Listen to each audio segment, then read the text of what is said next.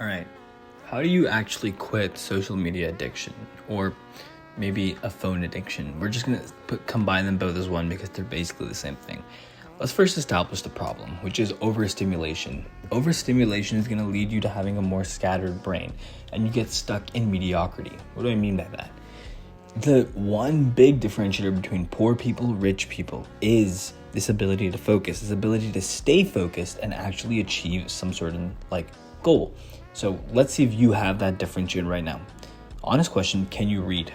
Can you open a book and understand what's going on? Or are you the type of person that you have to read something multiple times? That's what overstimulation is doing. It's basically making it so that you can't even sit down and read.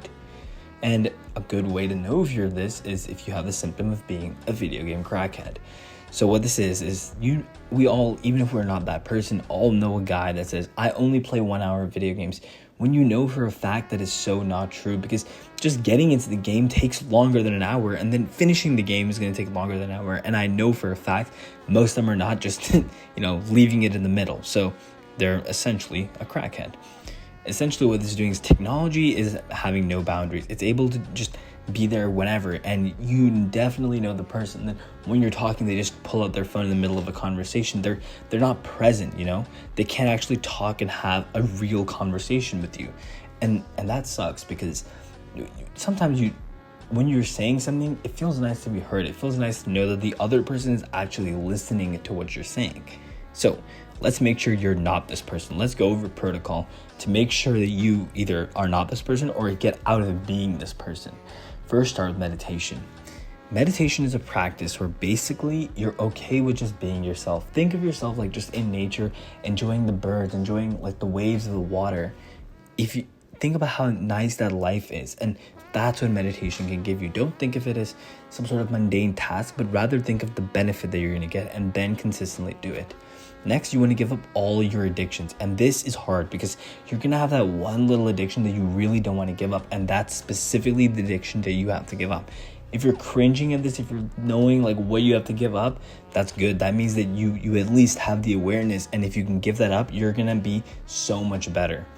Next, have a phone-free morning. Let's stop this cycle of just waking up and immediately getting on our phone, immediately scrolling on Instagram, going on YouTube.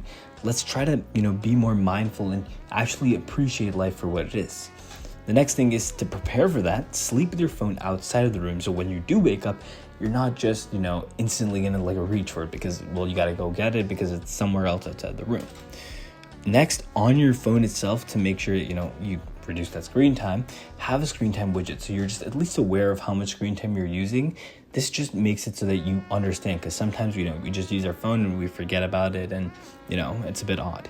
Also, if you really want to take it far, I don't suggest this for most people, but make your phone black and white. It's going to drastically reduce it, because your phone just looks so disgusting that you're going to not want to be using it much anyway.